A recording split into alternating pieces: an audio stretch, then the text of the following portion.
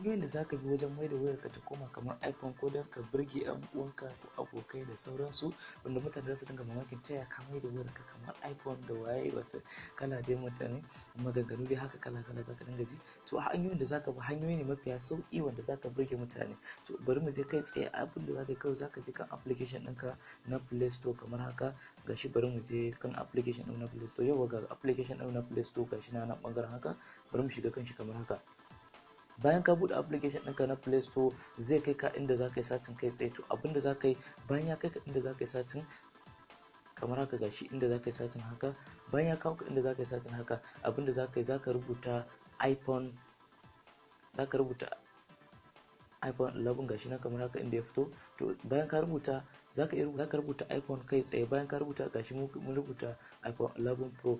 Bayan ka danna iPhone 11 Pro launcher kai tsaye kawai zaka zo zaka yi ƙasa haka, zaka yi ƙasa zaka zo zaka wuce kamar irin na 1 na 2 na 3 na 4 na 5 na 6 ga na 7 na 8 na 9 na 10. Na kan na 10 gashi inda aka rubuta Phone 12 Style Launcher, kan shi zaka danna kai tsaye haka gashi kamar haka. Bayan mun danna kun ga ya kawo mana wannan gurin gashi nan inda aka sa download uninstall din nan kuma an sa open. Nan ya nuna mana haka ne saboda mun riga da mun dauki application din. To kai da baka dauka ba kai tsaye zaka danna kan shi ya baka downloading. Bayan kai downloading zaka danna open.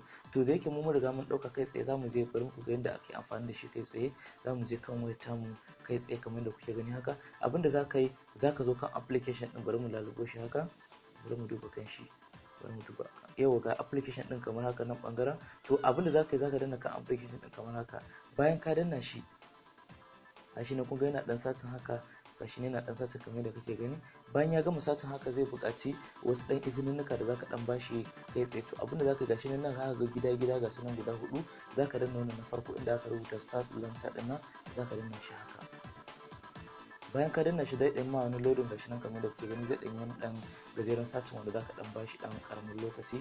Bayan ya gama satin ya nemi izinnikan da zai izinnika da yake so, to zai kawo maka wannan gurin gashi kamar haka.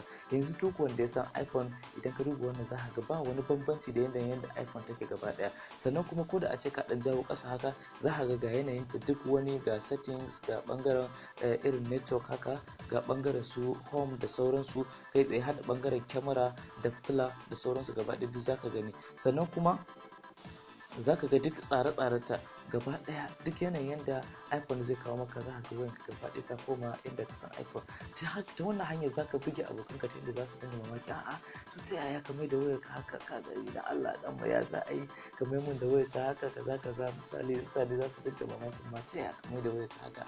To wannan hanya ita ce wadda zaka bi wajen mai da wayarka ta koma kamar iPhone. Wannan shine ƙarshen bidiyon na. Mun gode da sauraron tashar OC Guide TV. Kar ku manta da danna mana alamar subscribe, sannan ku yi share wa abokanku. Sannan wannan shirin ya buge ka danna mana alamar like, sannan ka danna mana alamar like. Mun gode da sauraron tashar OC Guide TV. Sai ku sake jin mu.